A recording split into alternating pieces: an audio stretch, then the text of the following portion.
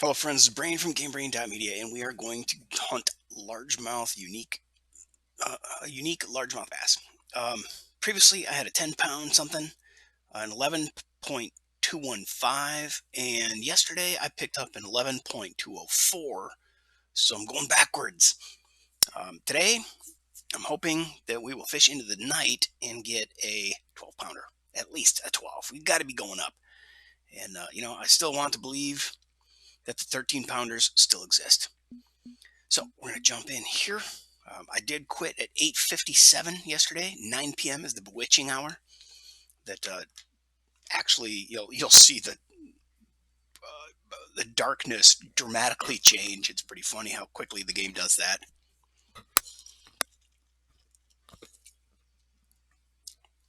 And of course, if you've played before, you know what I'm talking about. I call it the bewitching hour. It's just too funny. Same thing at was it 5 a.m. 4:30, then 5, and then bam, the darkness changes. Darkness falls across the land. Ah, that's a Michael Jackson song from what, Thriller? Something is close at hand, or I don't know what it is. All right, so we're just going to go ahead and focus on getting these baits in the water because baits are insane in terms of the effectiveness. I've had a ton of unis on baits. In fact, let's take a quick peek at my fish keeper and see what that 11-pounder was. He was on a shiner. Yep. And then a bunch of trophies on large minns and frogs, shiners. But I was getting a lot of gar on the large minns, so I tried to back away from those and tried frogs, I tried shrimp, I tried different stuff. I even tried crawdads, and yeah, it wasn't happening, man. So I'm gonna check the leaderboard real quick and see if anything has happened in the largemouth category. And I'm kind of thinking that the 13 pounders are gone, man. Yep, not seeing anything happening here. This guy's level 46. Okay, so these levels are pretty telling as far as, well, I don't know, as far as what. All right, so now we got and I also jacked up my hook sizes on the bait, kind of to discourage picking up anything smaller. Bam, there it was. Did you see that sunset or that sunlight change, darkness change? 9 p.m. Pow! Cracks me up. Just cracks me up. Okay, so I'm thinking the 4-aught with a shiner is definitely going to be getting hammered soon. But my goal is also I want to get the bottom rod out there, and then I'm going to. It's got a shiner on it with a number, a 6-aught. Okay, because I was sick and tired of catching minuscule crap and small gar. So I jacked up the hook size, hoping that will correct that situation. But hard to tell. All right, so I think rod 2 and the rod in slot 2 is snagged. No, it's free. All right, cool. Just double check that nothing else is snagged. Okay, good. Let's go for slot 3 bobber. Looks all free.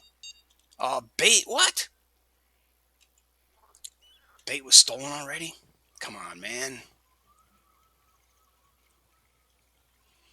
Oh, I find that hard to believe. But a shiner with a 4-aught, you know what? I'm going to drop it there and then I'm going to start throwing this walker. And I'm going to explore some oddball places because I just, well, you know what? I'm going to throw the glow crank because it is suddenly that time. In fact, after I bring this glow crank in, I'll go ahead and show you the weather map. The weather map is interesting because it changes on a 24-hour basis whether you play the game or not.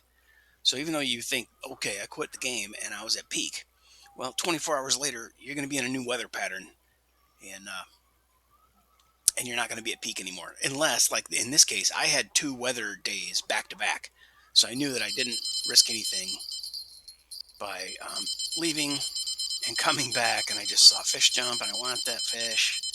But in the meantime, I got a fish on. Okay, let's see what we get.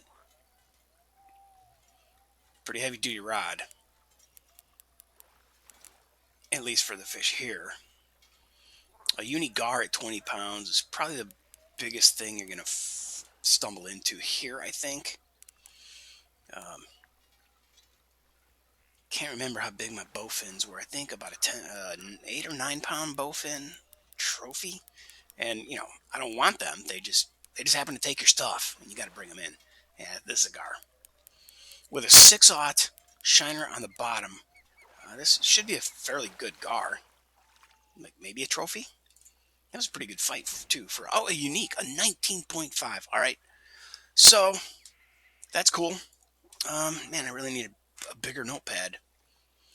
19.533 Unigar in part 6 of my largemouth bass uni hunt. Well, okay, I I will settle for that. And if we want to take a look at my fish records, I think I looked at this yesterday, and it was what, a 20 pounder? Pretty sure it was 20 pounds. There it is. Unique Florida GAR 21.615. So yeah, I got a ways to go to beat that, but that's really not my purpose here. I don't care about GAR so much, but they exist and you do catch them, and they are worth money in the game. So what are you gonna do? Eat them? Oh God, no.